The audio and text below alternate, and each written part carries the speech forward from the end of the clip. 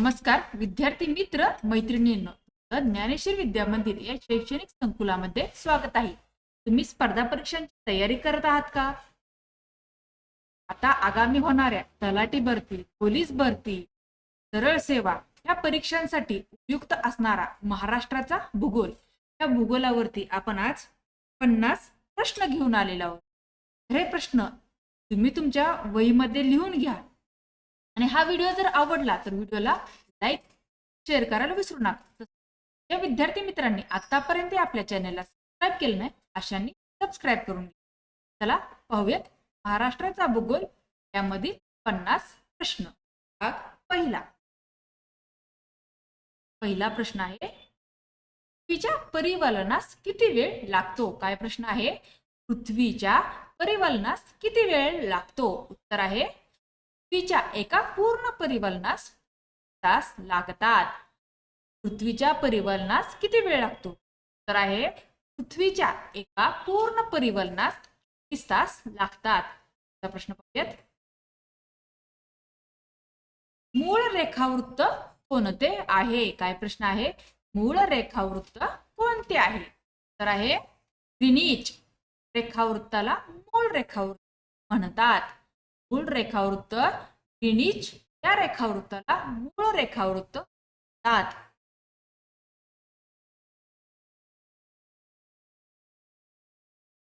कोणत्या देशात सर्वाधिक प्रमाण वेळा आहेत? काय प्रश्न आहे? कोणत्या देशात सर्वाधिक प्रमाण वेळा आहेत? उत्तर आहे, रशिया या देशात सर्वाधिक प्रमाण वेळा आहेत। रशिया या देशात सर्वाधिक प्रमाण वेळा आहेत। ग्रीनिच प्रमाण वेळ GMT म्हणजे काय? ग्रीनिच प्रमाण वेळ GMT म्हणजे काय? तर आहे, ग्रीनिच प्रमाण वेळ GMT ही जागतिक प्रमाण वेळ आहे। ग्रीनिच प्रमाण वेळ GMT ही जागतिक प्रमाण वेळ आहे। प्रश्न, स्थानिक वेळ कोणत्या आधारावर ठरते? आहे, स्थानिक वेळ कोणत्या आधारावर ठरते? तर आहे, स्थानिक वेळ मध्यान्हाच्या वेळी सूर्याच्या स्थानावर ठरते। स्थानिक वेळ मध्यान्हाच्या वेळी सूर्याच्या स्थानावरून ठरते। प्रश्न आहे, भारतातील वेळ कोणती संस्था ठरवते? प्रश्न आहे, भारतातील वेळ कोणती संस्था ठरवते? उत्तर आहे, भारतातील वेळ नॅशनल फिजिकल लॅबोरेटरी नवी दिल्ली ठरवते। भारतातील वेळ नॅशनल फिजिकल लॅबोरेटरी नवी दिल्ली ठरवते। भूकवच म्हणजे काय? काय भूकवच म्हणजे काय? तर आहे, पृथ्वीच्या सर्वात बाह्य थराला भूकवच म्हणतात, जो खंडीय आणि महासागरीय कवचात विभागलेला आहे। पृथ्वीच्या सर्वात बाह्य थराला भूकवच म्हणतात, तो खंडीय आणि महासागरीय कवचात विभागलेला आहे। महासागरीय कवच कोणत्या पदार्थांपासून बनलेले आहे? महासागरीय कवच कोणत्या पदार्थांपासून बनलेले आहे? तर आहे, महासागरीय कवच सिलिका आणि मॅग्नेशियम पासून बनलेले आहे। महासागरीय कवच सिलिका आणि मॅग्नेशियम पासून बनलेले आहे। खंडीय कवचाची घनता किती आहे? कवचाची घनता किती आहे? खंडीय कवचाची घनता 2.65 ते 2.90 ग्रॅम घ सेमी आहे। खंडीय कवचाची घनता 2.65 ते 2.90 ग्रॅम घ सेमी आहे। पृथ्वीच्या अंतर्गत तापमानाची श्रेणी किती असते? पृथ्वीच्या अंतर्गत तापमानाची श्रेणी किती असते? उत्तर आहे, पृथ्वीच्या केंद्रस्थानी तापमान सुमारे 5500 अंश सेल्सिअस ते 6000 अंश सेल्सिअस आहे। पृथ्वीच्या अंतर्गत तापमानाची श्रेणी पृथ्वीच्या केंद्रस्थानी तापमान सुमारे 5500 ते 6000 अंश सेल्सिअस असते. प्रश्न पाहू. पृथ्वीच्या गाभ्यात कोणती मूलद्रव्ये आढळतात? आहे पृथ्वीच्या गाभ्यात कोणती मूलद्रव्ये आढळतात? तर आहे पृथ्वीच्या गाभ्यात मुख्यतः लोह आणि निकेल ही मूलद्रव्ये आढळतात. त्या गाभ्यात लोह आणि निकेल ही मूलद्रव्ये आढळतात. भूकंप लहरींचा अभ्यास कोणत्या गोष्टी समजण्यासाठी केला जातो? प्रश्न आहे भूकंप लहरींचा अभ्यास कोणत्या गोष्टी समजण्यासाठी केला जातो? तर आहे भूकंप लहरींच्या अभ्यासावरून पृथ्वीच्या अंतरंगाची रचना समजते. भूकंप लहरींच्या अभ्यासावरून पृथ्वीच्या अंतरंगाची रचना समजते. पृथ्वीच्या प्रावरणाचा किती भाग प्रवाही आहे? काय आहे पृथ्वीच्या प्रावरणाचा किती भाग प्रवाही आहे? उत्तर आहे उच्च प्रावरण हा तुलनेने अधिक प्रवाही असून त्याला दुर्बल आवरण म्हणतात. प्रावरण हा तुलनेने अधिक प्रवाही असून त्याला दुर्बल आवरण म्हणतात. गाभ्याचे कोणते दोन भाग आहेत? काय गाभ्याचे कोणते दोन भाग आहेत? तर आहे गाभ्याचे दोन भाग आहेत. बाह्य गाभा द्रवरूप, अंतर्गाभा घनरूप. गाभ्याचे दोन भाग आहेत. बाह्य गाभा द्रवरूप आणि अंतर्गाभा घनरूप. पृथ्वीचे चुंबकीय क्षेत्र कशामुळे तयार होते? पृथ्वीचे चुंबकीय क्षेत्र कशामुळे तयार होते? उत्तर आहे बाह्य गाभ्यातील द्रवरूप लोह निकेलच्या प्रवाहांमुळे पृथ्वीचे चुंबकीय क्षेत्र तयार होते.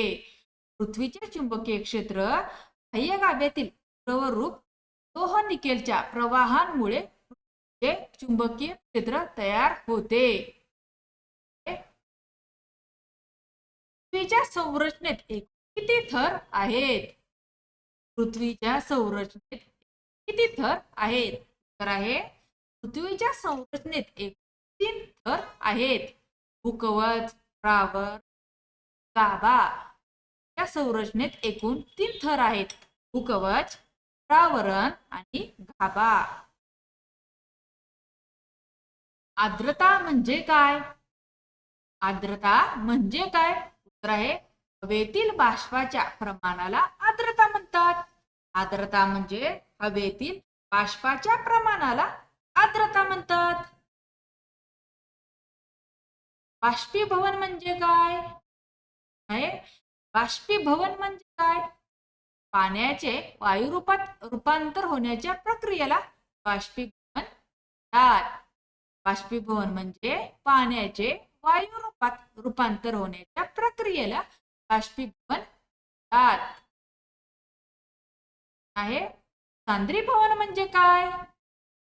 आहे सांद्रीभवन म्हणजे काय? उत्तर आहे वातावरणातील बाष्पाचे द्रव रूपात रूपांतर होण्याच्या प्रक्रियेला सांद्रीभवन म्हणतात. वातावरणातील बाष्पाचे द्रव रूपात रूपांतर होण्याच्या प्रक्रियेला सांद्रीभवन म्हणतात.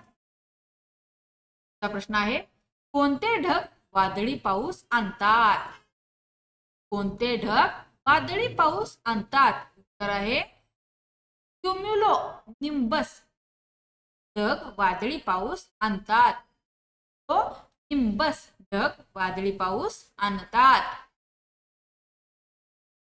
सापेक्ष आर्द्रता कशावर अवलंबून?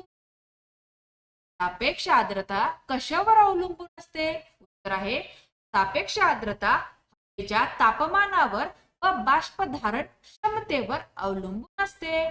सापेक्ष आर्द्रता हवेच्या तापमानावर व बाष्प धारण क्षमतेवर अवलंबून असते. प्रश्न आहे ढग कसे तयार होतात? आहे ढग कसे तयार होतात? उत्तर आहे गरम हवा वर जाते, थंड होते, बाष्पाचे जलकण किंवा हिमकण बनतात.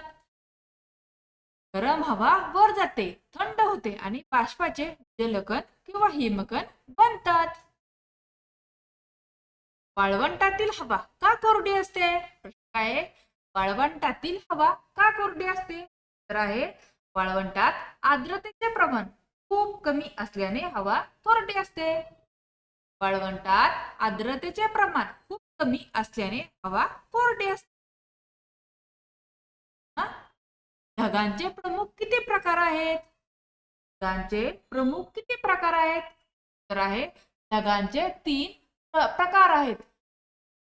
मध्यम आणि कमी उंचीवरील. ढगांचे 3 प्रकार आहेत. उच्च, मध्यम आणि कमी उंचीवरील. हवेतील आर्द्रता कशा पद्धतीने मोजली जाते? हवेतील आर्द्रता कशा पद्धतीने मोजली जाते? तर आहे हवेतील आर्द्रता ग्रॅम प्रति घन मीटर किंवा टक्केवारीत मोजली जाते. आर्द्रता ग्रॅम प्रति घन मीटर किंवा टक्केवारीत मोजली जाते. ढग का तरंगतात? काय ढग का तरंगतात? तर आहे ढगांमधील जलकण सूक्ष्म आणि हलके असल्याने ते हवेत तरंगतात. ढगांमधील जलकण सूक्ष्म आणि हलके असल्याने ते हवेत तरंगतात. प्रश्न, पृथ्वीच्या पृष्ठभागावर पाण्याचे प्रमाण किती आहे? पृथ्वीच्या पृष्ठभागावर पाण्याचे प्रमाण किती आहे? तर आहे पृथ्वीच्या पृष्ठभागावर सुमारे 71% भाग पाण्याने व्यापलेला आहे. त्या पृष्ठभागावर सुमारे 71% भाग पाण्याने व्यापलेला आहे. सागराच्या तळाला काय म्हणतात? सागराच्या तळाला काय म्हणतात? उत्तर आहे सागराच्या तळाला सागर तळ रचना असे म्हणतात. सागराच्या तळाला सागर तळ रचना असे म्हणतात. सर्वात खोल सागरी गर्ता कोणती आहे? सर्वात खोल सागरी गर्ता कोणती आहे? तर आहे पॅसिफिक महासागरातील मरियाना गर्ता ही सर्वात खोल सागरी गर्ता आहे. पॅसिफिक महासागरातील मरियाना गर्ता ही सर्वात खोल सागरी गर्ता आहे. प्रश्न, भूखंड मंचाचा उपयोग कोणत्या क्षेत्रासाठी होतो? आहे भूखंड मंचाचा उपयोग कोणत्या क्षेत्रासाठी होतो? तर आहे भूखंड मंचाचा उपयोग मासेमारी, संपत्ती व नौदलासाठी होतो. भूखंड मंचाचा उपयोग मासेमारी, खनिज संपत्ती, नौदलासाठी होतो. सागरी पर्वतरांगांचे काही उदाहरणे सांगा. काही सागरी पर्वतरांगांची काही उदाहरणे पाहू. अटलांटिक महासागरातील मध्य महासागरीय पर्वतरांग व अंदमान निकोबार बेटे ही उदाहरणे आहेत. सागरी मैदान म्हणजे काय? सागरी मैदान म्हणजे काय? उत्तर आहे सागरी मैदान म्हणजे सपाट जलमग्न भूभाग जो खोल समुद्रात आढळतो. सागरी मैदान म्हणजे सपाट जलमग्न भूभाग जो खोल समुद्रात आढळतो. प्रश्न, सागरात नैसर्गिक वायू आणि खनिज तेल कुठे सापडते? सागरात नैसर्गिक वायू खनिज तेल कुठे सापडते? तर आहे भूखंड मंचावर खनिज तेल व नैसर्गिक वायू सापडतात. उदाहरणार्थ हाय सागरात नैसर्गिक वायू आणि खनिज तेल, भूखंड मंचावर खनिज तेल व नैसर्गिक वायू सापडतात. उदाहरणार्थ मुंबई हाय. सागरी डोह आणि सागरी गर्ते यात काय फरक आहे? सागरी डोह आणि सागरी गर्ते यात काय फरक आहे? तर आहे सागरी डोह खोल पण लहान असतात, तर गर्ता खोल आणि मोठ्या असतात. सागरी डोह खोल पण लहान असतात, तर गर्ता खोल आणि मोठ्या असतात. सागर प्रदूषणाची एक मुख्य कारणे कोणती आहेत? सागर प्रदूषणाची मुख्य कारणे कोणती आहेत? उत्तर आहे मानवनिर्मित टाकाऊ पदार्थ, तेलगळ व प्लास्टिक कचरा हे प्रमुख कारणे आहेत. सागर प्रदूषण कारणे मानवनिर्मित टाकाऊ पदार्थ, तेलगळ व प्लास्टिक कचरा हे प्रमुख कारणे आहेत. प्रश्न, भारताची समुद्र सपाटी मोजण्यासाठी कोणते स्थान उत्तर मानले जाते? भारताची समुद्र सपाटी मोजण्यासाठी कोणते स्थान उत्तर मानले जाते? उत्तर आहे चेन्नई येथील समुद्र सपाटीची सरासरी उंची उत्तर मानली जाते. भारताची समुद्र सपाटी मोजण्यासाठी चेन्नई येथील समुद्र सपाटीची सरासरी उत्तर मानली जाते. प्रश्न, सागरी प्रवाह म्हणजे काय? सागरी प्रवाह म्हणजे काय? उत्तर आहे महासागरातील पाण्याच्या सातत्यपूर्ण आणि ठराविक दिशेने होणाऱ्या हालचालींना सागरी प्रवाह म्हणतात. सागरी प्रवाह म्हणजे महासागरातील पाण्याच्या सातत्यपूर्ण आणि ठराविक दिशेने होणाऱ्या हालचालींना सागरी प्रवाह म्हणतात. सागरी प्रवाहांचे प्रमुख प्रकार कोणते? सागरी प्रवाहांचे प्रमुख प्रकार कोणते? उत्तर आहे उष्ण प्रवाह आणि प्रवाह. सागरी प्रवाहांचे प्रमुख दोन प्रकार ते आहेत उष्ण प्रवाह आणि थंड प्रवाह.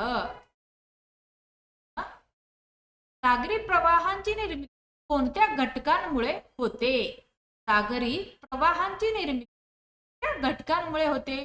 तर आहे तापमान, क्षारता, घनता, वारे आणि पृथ्वीचे परिभ्रमण. सागरी प्रवाहांची निर्मिती तापमान, क्षारता, घनता, वारे आणि पृथ्वीचे परिभ्रमण यांमुळे होते. उष्ण प्रवाह कोणत्या दिशेने वाहतात? उष्ण प्रवाह कोणत्या दिशेने वाहतात? तर आहे विषुववृत्ताकडून ध्रुवांकडे. उष्ण प्रवाह विषुववृत्ताकडून ध्रुवांकडे वाहतात. थंड प्रवाह कोणत्या दिशेने वाहतात? प्रश्न आहे थंड प्रवाह कोणत्या दिशेने वाहतात? उत्तर आहे ध्रुवीय प्रदेशाकडून विषुववृत्ताकडे. थंड प्रवाह ध्रुवीय प्रदेशाकडून विषुववृत्ताकडे वाहतात. हम्बोल्ट प्रवाह कोणत्या महासागरात आहे? हम्बोल्ट प्रवाह कोणत्या महासागरात आहे? तर आहे पॅसिफिक महासागरात. हम्बोल्ट प्रवाह पॅसिफिक महासागरात आहे. सागरी प्रवाहांचा वेग साधारण किती असतो? सागरी प्रवाहांचा वेग साधारण किती असतो? आहे ताशी 2 ते 10 किलोमीटर. सागरी प्रवाहांचा वेग ताशी 2 ते 10 किलोमीटर असतो. आणि थंड प्रवाह जिथे एकत्र येतात तिथे काय तयार होते? आणि थंड प्रवाह जिथे एकत्र येतात तिथे काय तयार होते? तर आहे दाट धुके व मस्त क्षेत्र. आणि थंड प्रवाह जिथे एकत्र येतात तिथे दाट धुके व मस्त क्षेत्र तयार होते. प्रश्न आहे शीतसागरी प्रवाहांमुळे किनाऱ्यालगत हवामान कसे राहते? शीतसागरी प्रवाहांमुळे किनाऱ्यालगत हवामान कसे राहते? तर आहे थंड आणि कोरडे. शीतसागरी प्रवाहांमुळे किनाऱ्यालगत हवामान थंड आणि कोरडे राहते. अशा प्रकारे महाराष्ट्राचा भूगोल यातील भाग पहिला यामध्ये आपण 50 प्रश्न पाहिले. त्याचे प्रश्न जर तुम्हाला आवडले असतील त्या प्रश्नांना या व्हिडिओला जास्त करा व चॅनेलवर नवीन असल्याने चॅनेलला सबस्क्राईब करा. धन्यवाद.